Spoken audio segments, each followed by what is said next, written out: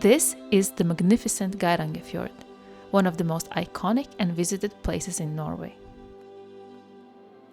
Today, we're heading out on a hike to get a little closer to this incredible landscape. Even though Geiranger attracts a lot of visitors, especially in summer, the mountains still offer a peaceful escape. It's easy to understand why people keep coming. Few places in the world can match the beauty of this landscape. There's no shortage of hiking opportunities around Geiranger, and we've been lucky enough to explore a few already. Since there's still a bit of snow higher up, we picked a trail that goes up to 544 meters above sea level. Not the tallest peak, but just right for some amazing views over the fjord. Geiranger is located over there. It's a small village at the end of Geirangerfjord. It is extremely popular here in Norway, very touristic, due to the fact that the Geirangerfjord lies on the UNESCO World Heritage List. Well, I think you can see it. I think it's absolutely gorgeous here. Today we are still in the early season. We can say that peak season starts here from late May, beginning of June. That's when the cruise ships start to arrive here. I would say that we're in off-season right now. Yeah, exactly, off-season. And that is the best time to come here to Geiranger, because otherwise if you come here in July, it's going to be packed here. Of course, we are so lucky today. It's sunny. It's supposed to say 13 degrees outside. Doesn't feel like it. It feels like 25 to me. Exactly. So we get to enjoy all this vibrant nature. And we're gonna have a lovely walk. It is so beautiful right now. Like the green is starting to appear in the nature, like you can really see it everywhere, but the mountain peaks are still covered with quite a lot of snow. Yeah. So it's perfect time to be here. Luckily, we don't go so high up today. On the way today, we're gonna go to an abandoned mountain farm that's called Skageflå. But I think we can talk more about it a bit later. First, we should get walking. Yes, let's go. Let's hike.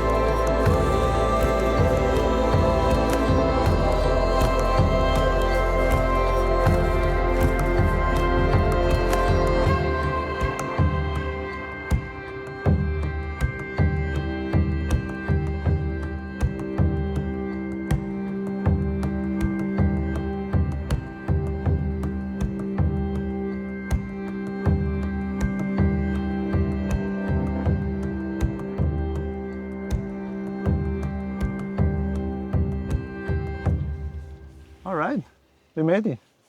Yeah, we did. Or at least as much as we wanted to make it for today. It is a very annoying type of a hike because you go up for a while and then it kind of flattens out a little bit and then a little bit more up. And then once you kind of reach the top, if you want to go down to the farm, you have to go down again 250 vertical meters. And it's not any kind of down, it's very steep down. Yeah. So we kind of stopped now, wherever we can first almost see the farm. And we thought, now it's a good place. We went down like 150, something like that. And there's like 150 still left. But we decided that this is good enough for us. No, still, there we have the farm of Skageflå. It's a super remote and peaceful area. Not surprising that people decide to farm here. However, it must have been quite challenging. It says that this farm was started at least in the early 1600s. It used to be one of the richest farms in the area. How difficult it must have been to farm here. It's impressive because this is pure cliffside and just a little flat area. That's where they decided to perch their farm. The farm itself lies 250 meters above sea level. It's a kind of a cliff to get up there. So basically they used ladders. There wasn't really a path there to get up to the farm itself. Yeah. Funny story about this area. What they said about this farm is they said that back in the day when the tax collector would come by once a year to collect the yearly tax, they would pull up the ladder so that he couldn't come and arrive all the way to the farm. So no taxes were paid. Maybe that's why they were the richest in the area. Who knows? Perhaps. But didn't you say that they have the same story in Flom as well? That is Aurland? in Aurland they have that similar story. I assume it's a popular one. It's a bit of a folklore in Norway in this regard. Maybe all of the farms knew how to do it and all of the farms did that. Yeah. And also, I think I remember that at some point they had like 150 animals roaming around. I just think it's crazy to do farming in a landscape like this. Nowadays, when you come here as like hiker, as a tourist, it's one thing, but like to live there all year round with very little resources available for you. Only whatever you could make yourself, yeah. And it's not like you can really like farm grains or anything. And yeah, you can have some sheep probably, that's kind of it. Yeah, but I guess Norway had always an issue, is there's a big lack of flat ground. So whatever someone thought, oh, up there, it seems like it's a bit flat. All right, I'll take it. Either that or you kind of starve. So that's never a choice. Hard life is better than no life. No, it's so stunning here. And then we also have the Seven Sisters. The famous waterfall, the Seven Sisters. It's basically 7 streams that come from the cliffside and fall into the Geirangerfjord. And the legend says they represent 7 women. Yeah. And on the other side, on this side where we're sitting at, you cannot see it from here, but there's another waterfall that is called the Suter. I think that is the waterfall that the water goes around the rock in a way that it looks like a bottle. Yeah, I think so too. I think that's the Suter. Because there's, I think it's on this side. I think that's the Suter. Legend says that the Suter is trying to court one of the sisters and all of the sisters are rejecting him. So it gives a little bit of a romantic atmosphere being here in the Geirangerfjord, thinking about this romantic story. Although not really romantic, it's actually tragic. It's tragic. Or women power, I don't know. It's up to interpretation. Every time you take any kind of a cruise here or a boat tour, they usually tell the story both about this farm and about the Seven Sisters. Well, to be honest, this is not also the only farm in the fjord. There's many others all around, small farms, perched at different heights all around the fjord. One of them is right next to the waterfall. Now you kind of see it because of the shadow. Yeah. And we are just here sitting and contemplating how can you get up to that farm? Because unless you have a helicopter, I don't see any path, anything that resembles anything for you to get up to that farm. No, it's definitely complicated. They definitely didn't make it easy for themselves back in the day.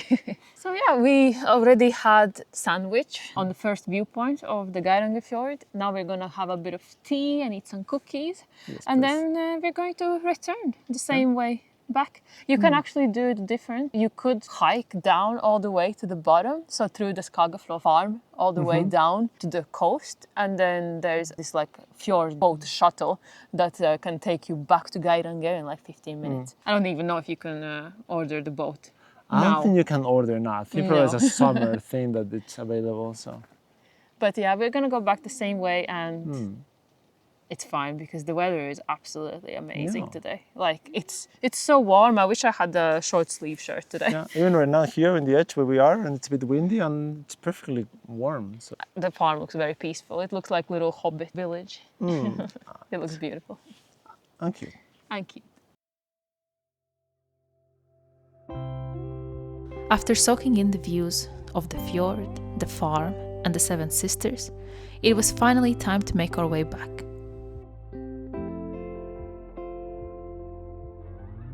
Thankfully, the path was dry and easy to hike today. A few years ago we were here in the rain, and some parts of the trail were quite muddy and pretty sketchy. So if you plan to hike here, definitely keep that in mind. Good hiking shoes are a must, and take your time on the more challenging sections.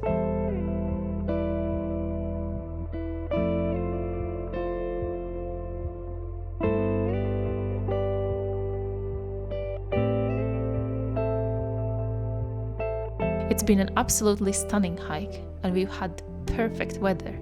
We really lucked out. Best part? We had the trail mostly to ourselves. We passed a few hikers at the beginning, but they were already heading back. And for the rest of the journey, we've been alone in the quiet. We're definitely planning to come back later in the summer. There's one particular mountaintop I've got my eye on, so stay tuned for that.